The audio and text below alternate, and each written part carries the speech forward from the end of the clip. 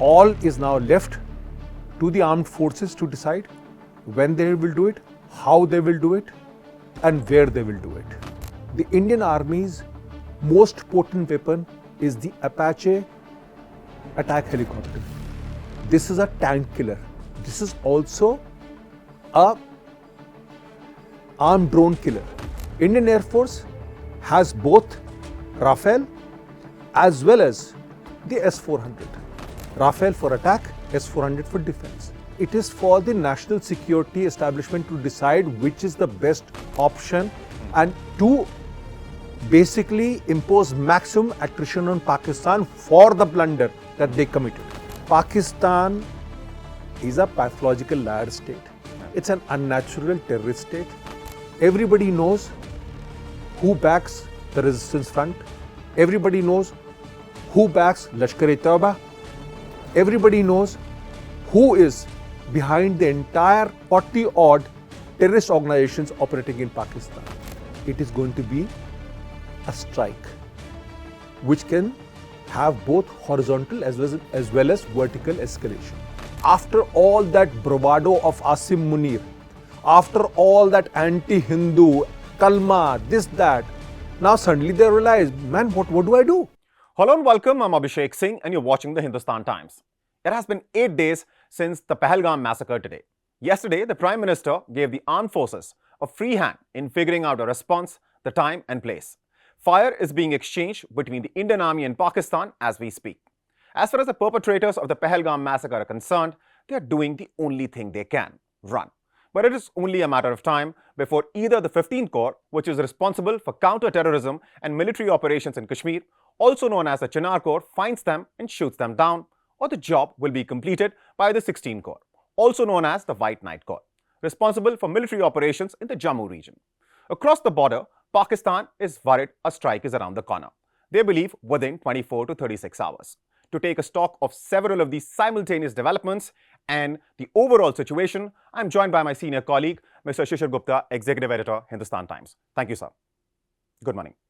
So yesterday, the Prime Minister met the Defense Minister and, of course, chiefs of the armed forces, and he has given a free hand to the armed forces to deal with Pakistan as and when they want and as they deem fit.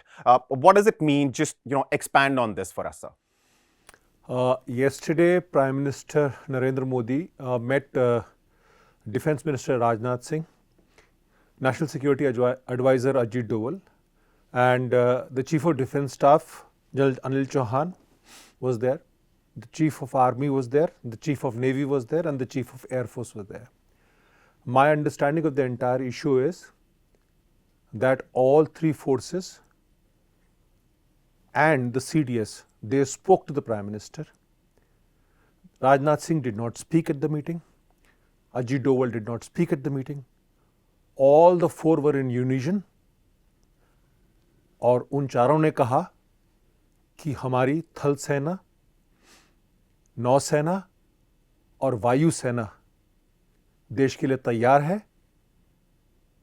और हम हर एक level पे, हर एक spectrum पे लड़ने के लिए तैयार हैं. After this, a green signal was given. The operational timing, the method of operation, and the date of attack, all is now left to the armed forces to decide when they will do it, how they will do it, and where they will do it. My understanding is today the National Security Advisor will be holding a meeting with the three chiefs and the CDS to further work out the operational planning and details. Now, all this goes into classified area now, and it is for them to decide when the action takes place. Right. And us after that, late last night, Pakistan is half an hour behind us in terms of time. Yes. There is a little statement which came out, and Federal Minister for Information Ataullah Tarar said that the Indian government was preparing to launch an attack on the basis of baseless and concocted allegations. I'm quoting him. And what do you have to say about that? Because as far as India is concerned, the position has been very clear from day one, from April 22nd, that Pakistan is behind this. There has been some flip-flop because the resistance force first claimed the attack, then backtracked. So shed some light on this. You see, there is a disease. It is called pseudologia fantastica. It's a disease which is suffered. It's suffered by people who are pathological liars. This disease Pakistan has been suffering since the day it was born. Now there are three parts to it. One is that yesterday the Pakistan Army issued a statement saying that not a shred of evidence has been provided. DGISPR, yes. Yes. So second statement was of the Pakistan Information and Broadcasting Minister saying an attack is imminent. Yeah. Third is concocted allegations. The first part. India provided evidence when 26/11 massacre took place. What did Pakistan do? India provided evidence during the entire period from 2005 to 2012 in massive dossiers saying that who were the Pakistanis who were involved with Indian Mujahideen to attack inside India. What did Pakistan do? Let me tell you something very important. When the Pathankot Air Base attack happened, that happened in the early hours of January 2nd, 2016. The Indian National Security Advisor, Ajit Doval, called up the then Pakistan National Security Advisor, Nasir Janjua, whom he had met about 20 days ago, somewhere around December 6th in Bangkok, to tell him that jihadis of Jaish-e-Mohammed were out to attack Pathankot Air Base. Get them stopped. He didn't do anything. The attack happened. We provided evidence. What did happen? I mean, in fact, So Pakistan is a pathological liar state. Yeah. It's an unnatural terrorist state. So one is that part. Sure. After that, the Prime Minister very clearly decided that since they will do nothing to terrorism, might as well India initiates action. So that is why the surgical strike took place, and that is why the Balakot strike took place, and that is why the retaliation on Pahalgam massacre will happen. Now, the other part is that, concocted allegations.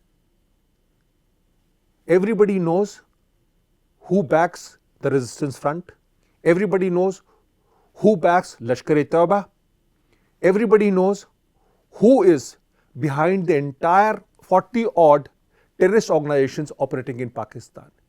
The generals have admitted it. Pervez Musharraf himself, I mean, who was, of course, the army chief and then, of course, ruled Pakistan, right? So it's not a secret.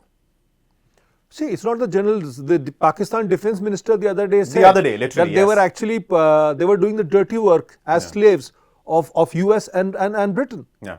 So what else can one say? I mean they're delusional about things, and now they're scared about it. Now they're scared about the retaliation, and that is where the problem lies. So anything that they say has to be just simply ignored, because these guys are they're absolutely chronic liars. And for them, everything is, basically just living for another day. That's what they do. And that's how it is. Right. Now, when the Prime Minister said that he's giving a free hand to the armed forces, does it mean the response that we're going to see is going to be more tactical in nature versus something larger, something bigger? See, Abhishek, there are people who say, it's been now 8 days. Yeah. Where is the response? There are people who say that, whether it will be tactical or what it will be, right? Let me tell you something very clearly. It is going to be a strike which can have both horizontal as well as vertical escalation.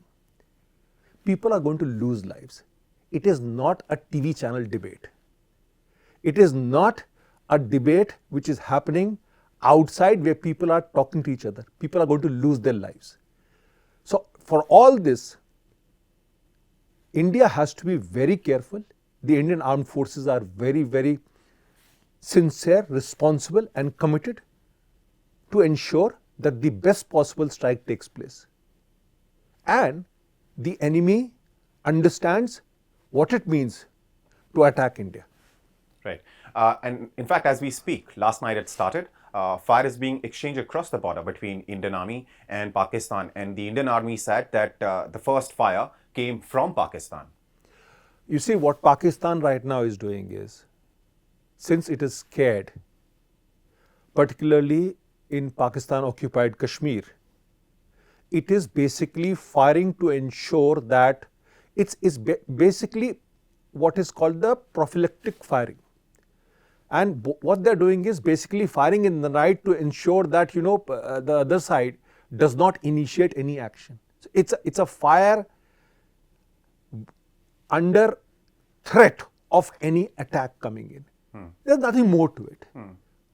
The fact remains is that Pakistan thinks that the attack is going to come in occupied Kashmir.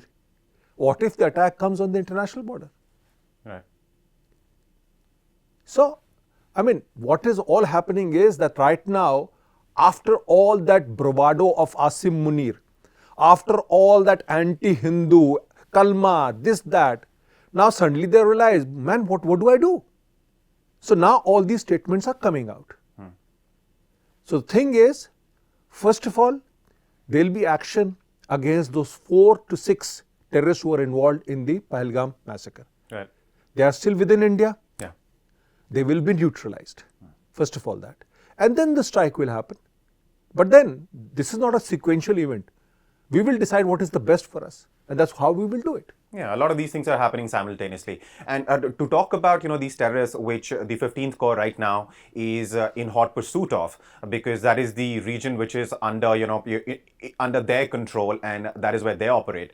And this is, of course, the Chinar Corps. Now, one of the things which I was reading early in the morning is that what they're attempting to do at this point in time, they've been sighted, they are in that region, and it's a thickly forested region. What they're trying to do is cross this ridge and get into the Doda-Kishtawar side, which will complicate the matter slightly because the coordination between 15th Corps, the Chinar Corps and White Knight Corps, which is the 16th Corps, will have to be done. But wherever they go, they can only run, they can't hide. You see, there is no such thing as a jurisdiction of the 15th Corps or the jurisdiction of the 16th Corps. Right. This is the Indian Army. They come under the Northern Army Command. Right. So there is no question, this man will go this side, this man will go this side. Just like operationally, Not at all. Okay. This is, hot pursuit is allowed all over the place. That's not a problem at all. Whosoever gets it first. It can also be the Jammu and Kashmir police. It can also be the CRPF. It can also be the BSF. Right. The point is these men, these terrorists are still within India and they'll be taken care of. And that's where it is.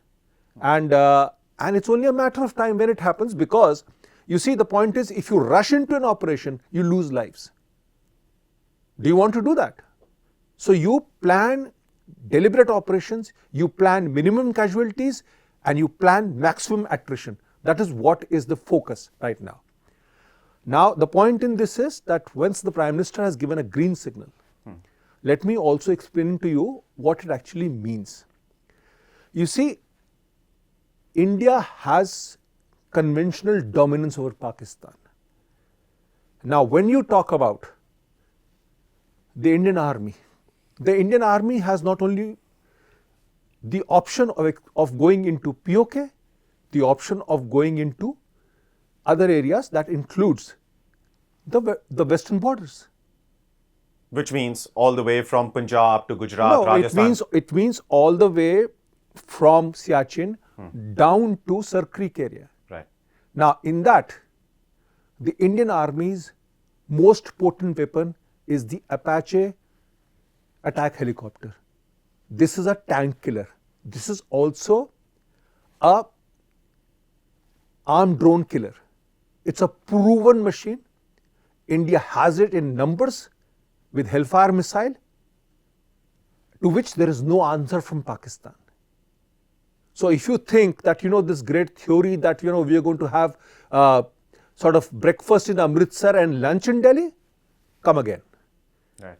Second, Indian Air Force has both Rafale as well as the S-400.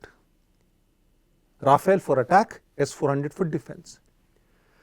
The Indian Navy has a brand new aircraft carrier, INS Vikrant, which is fully operational. It has onboard aircraft and it has the capability to launch strike where it wants and how it wants. It has brand new 6 submarines which can ensure that your entire Makran coast is choked. So you're saying the operation need not be limited to the Army, the Air Force and the Navy can and will also get involved? See, it is for the national security establishment to decide which is the best option and to basically impose maximum attrition on Pakistan for the blunder that they committed. That is what it is all about. So it's not sort of limited to 15 core, 16 core, 17 core, 18 core. It is not. It is whosoever has the best option will excise it. And that is how it is going to happen. Pakistan can only wait and watch. Wait and watch. And the terrorists who are still in India can only run but can't hide. But on that note, thank you so much, sir, for talking to us. And for the next developments as and when they unfold, we will, of course, talk again. Thank you.